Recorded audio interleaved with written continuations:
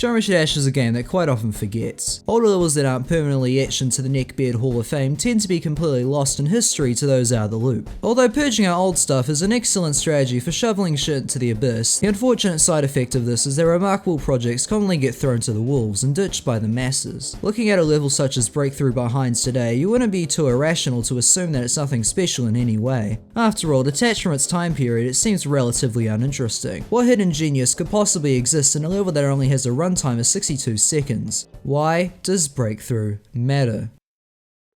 Your dismissive statements wouldn't have been inaccurate, but you should know that there's something out there that the sands of time hasn't quite yet forgotten. You're dead fucking wrong.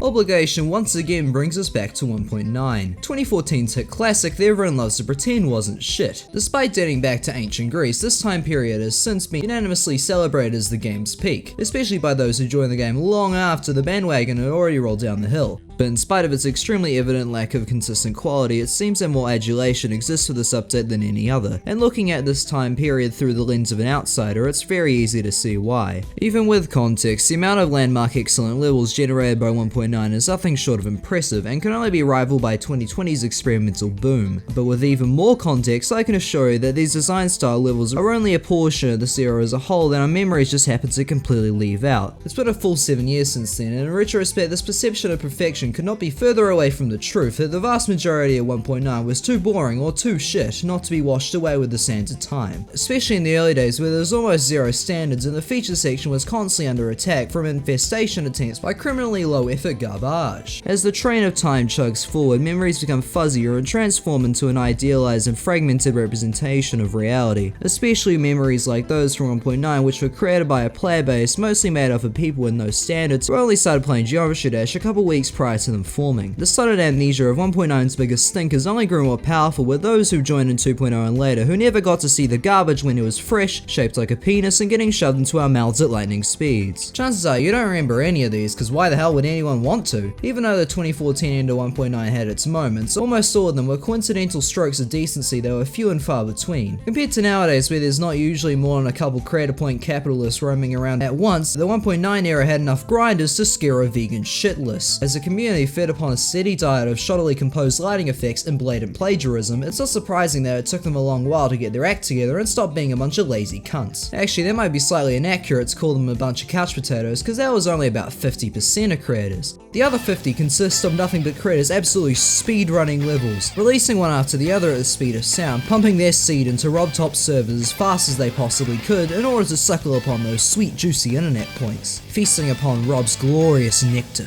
Either way, things weren't too impressive at the time, and nobody was a bigger example of the community's painfully average stale-ass state than Hinds.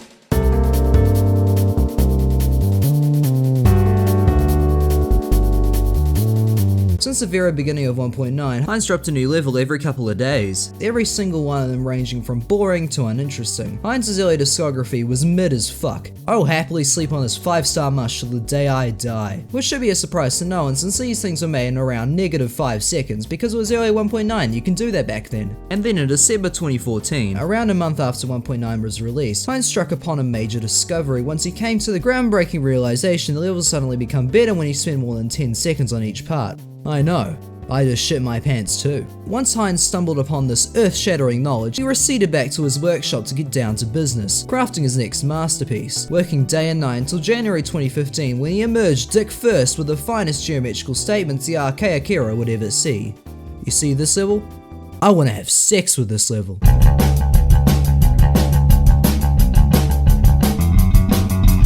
Let's go after the first thing this level does right, speed. If you ever played this level, you will know that this level never slows the fuck down. This level consists of 90% heart attacks and 10% ball maze. Breakthrough is one of the most intense 1.9 levels ever made, and it will show absolutely no mercy to the poor sap who thought that they were about to play Chaos Airflow. I'm certain that this level would effortlessly kill your entire family if it had arms. The key to achieving this threatening aura wasn't just the speed alone though. If you look at other levels at the time, you will notice a very stop-start nature, variation in speed. Triple speed back then was almost never used for extended periods of time, time, and when they did, they would waste like a bunch of fucking morons by setting aside valuable time I could be spending having sex with a circular saw only to make my ship levitate in the air for like 20 seconds. But Hinds here didn't take that route. Instead, he elected to have the player constantly moving at all times, the rest being almost completely thrown out of the window, only to be reserved for these 1 second windows so you don't get too overwhelmed with too many objects flying at you at once. Breakthrough's gameplay is best described as controlled. It's incredibly tight and flashy, but there's no gimmicks, no straight fly. It's surprisingly simple. Each game mode takes turns violently beating your skull in until you eventually grab the level by its metaphorical nuts and finish it off yourself. Or at least that's how it felt back then. I'm trying my best here to describe how playing this relatively basic level felt as a community that almost entirely operated on mobile and had to put up with 1.9's trademark wacky jumps. The game's physics back then were a bit fucky, and beating something like this was a monstrous personal achievement, commanding at least 5,000 attempts for everyone that wasn't a psychopath that did this bullshit for fun. AKA me. And also Zobros, but mostly me. Get fucked Zobros, you made Downbass exist.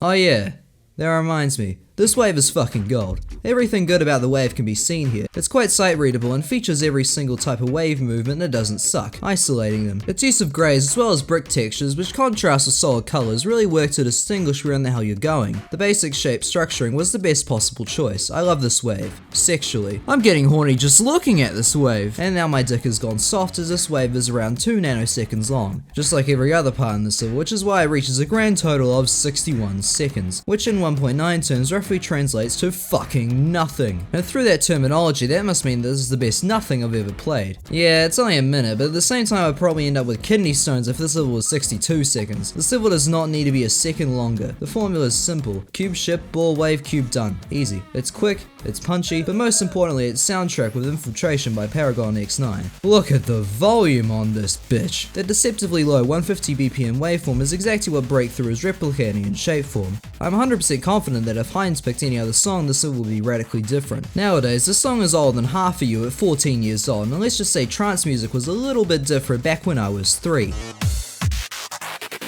The song has zero build-up at all and gets right into drilling 10 layers of production into you in about 10 seconds. There's a reason this song has almost as many downloads as it does listens. This song is a fucking banger and everyone should politely headbang along to it. It's a shame that Breakthrough barely syncs it at all outside of some pulses and transitions. Although when playing the level you're going fast enough to the point that there's no way in shit you'll be able to tell even if the sync was perfect. The same way that almost every single other flaw in this level is completely neutralized. Simply put, the level looks great in motion, and even though this decoration is mostly balls, there's no way in shit you're ever gonna notice all the clipping issues unless you ate shit. Which you're probably gonna do a lot, because this level is entirely Hinds slapping you with his big dick. But once he ceases molesting you for a moment, you actually get a chance to stop fucking dying every 2 seconds, you'll realize that this level slaps.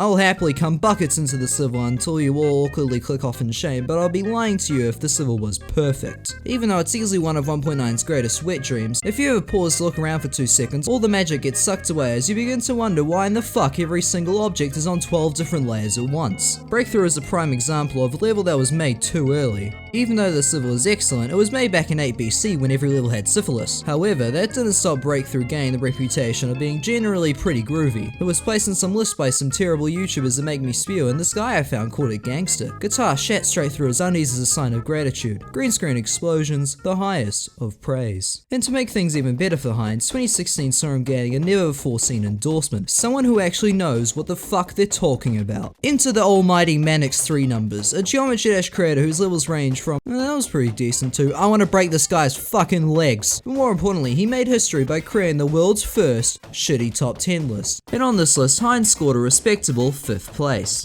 despite saying multiple times that he can't even beat it. Up next on Levels Manix Can't Be. I'm gonna kick your fucking teeth in. And let's watch the rest of this level. The level that I could not beat. He probably died at 63. But then he said the unthinkable. You know what's better than 1 breakthrough? 2 breakthroughs.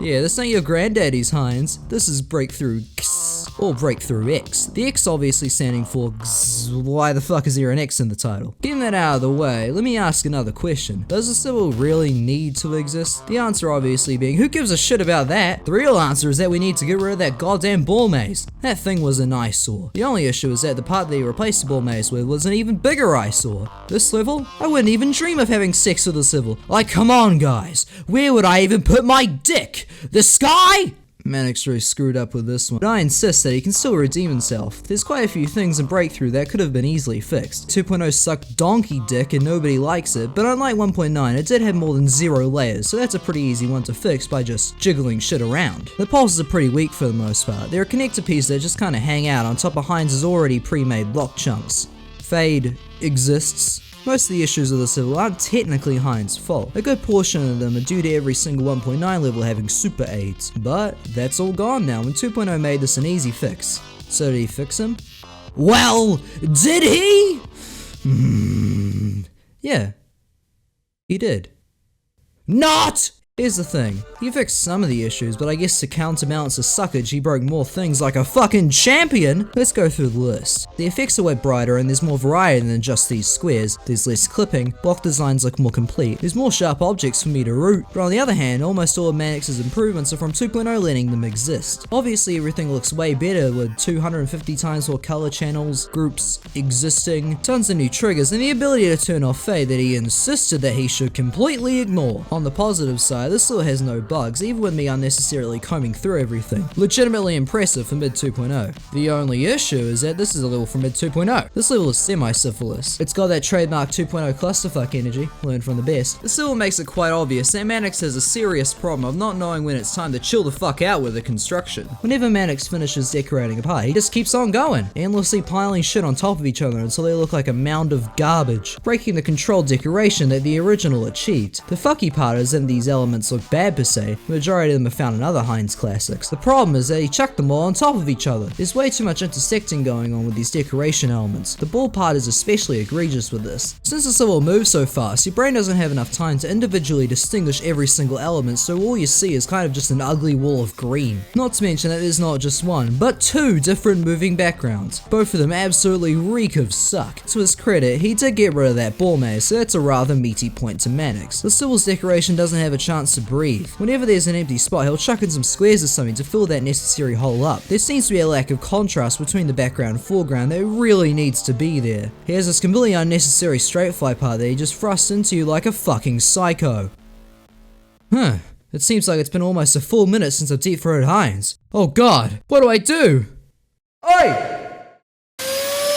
There's one huge positive about this level, that being that it's a remake of Breakthrough by Hinds. Which to be fair, it's almost cheating, but I do think this level serves as an alternative to the original. And going back to the time it was made, did it serve its purpose fine? I'd say yeah. This level was perfectly designed for brainless insane demon lovers from 2016, and as someone who at the time fit snugly inside that category, I recall giving it a go, sending compliments to the chef, and went back to wishing Etzer a speedy death. But I do remember liking it back then, mostly because I was a stupid 12-year-old inbred dumbass, but also because it was a remake of one of my favorite levels at the time. What I didn't realize at the time was you had to sit down with this level for a while to really appreciate it. This level is a grower. Breakthrough on the other hand is a shower. You play this level for the first time and it's an instant classic, kinda like your dog. BreakthroughX needs a little bit more private time. You gotta give it a little intimacy, and even then it might just shit on your bed, kinda like my dog! You gotta get nice and close and then pump 3,000 attempts into it, and you'll appreciate it as a slower, more challenging alternative to the more jiggle-based original. For 2 whole parts. Then it gives up completely and switches back to normal.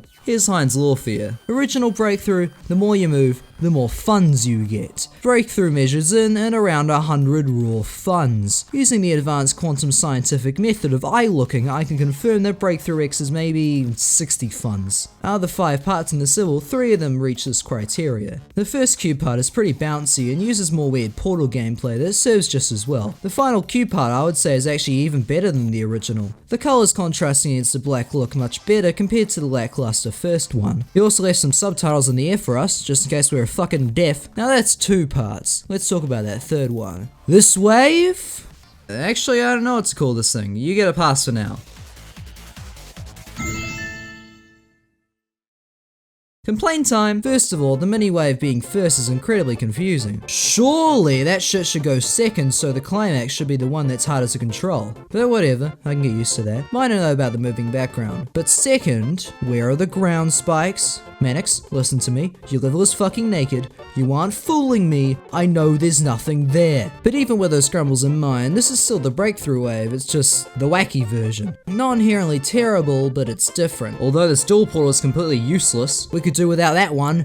Mannix! Even with those elements holding it back, I would still give this wave a sausage of approval. Actually, extend that to the rest of this level too. If you weigh the pros and cons, you'll average out to an overall experience that isn't a complete waste of time. But on the other hand, we don't need this. If you want more Breakthrough, you've already got this thing. When it comes to manky old levels from 2016, you can certainly do worse. However, better has been sitting right there since the Stone Age. I mean, you could play it if you want, but the craving you're after is only filled by this baby a bit of the time. It was worth the attempt, but it retains the consistency of a bug milkshake. You can have it if you really want to, but you could also play this. Thinking about what we're seeing here, I think it's best to ask ourselves, is Mannix really the best person for this job? Even though it's clear that he's a very good creator and it's obvious that he likes Breakthrough as much as I do, at the same time, I don't think he really understands what makes Breakthrough so special. Returning to the old shitty top 10 list from a few months before the remake dropped, he doesn't really pin down what he likes about the level, but instead about all the fun memories that he had. Which is fine, but he's a primetime big dick creator. Surely Mannix out of all the fucking guys should be able to name what he enjoys about a level instead of proclaiming how he somehow feels nostalgia for an event that's only a year old. And now the event's 7 years old. Time flies when you're having fun. And it's clear that Mannix has a much better understanding of Hinds' work today. In 2020, Mannix and his partner in crime got together for old time's sake and made warm cum for the world to enjoy. And it's pretty decent to say the least. Look at those colours. Ooh, they hurt my eyes, but they're admittedly pretty groovy. The gameplay is more flashy looking too. And also it's a difficulty that you can actually handle without having to give up at 63. I bet if you tried it again today 6 years later, Mannix would compile a level that I'll enjoy, but for now all I've got is this mixed bag. Is the silver good? Yes. Is Breakthrough good? Yes. Is BreakthroughX good? It's almost there. And for a 6-year-old project, being almost there is good enough for me. Respect the attempt, but we already got this baby. We can do without another one. And in conclusion, Breakthroughs live in large 4 stories up in the excellent tier, X is on the 2nd floor, and Etsa can go suck a fat one. My fucking back hurts. Goodbye.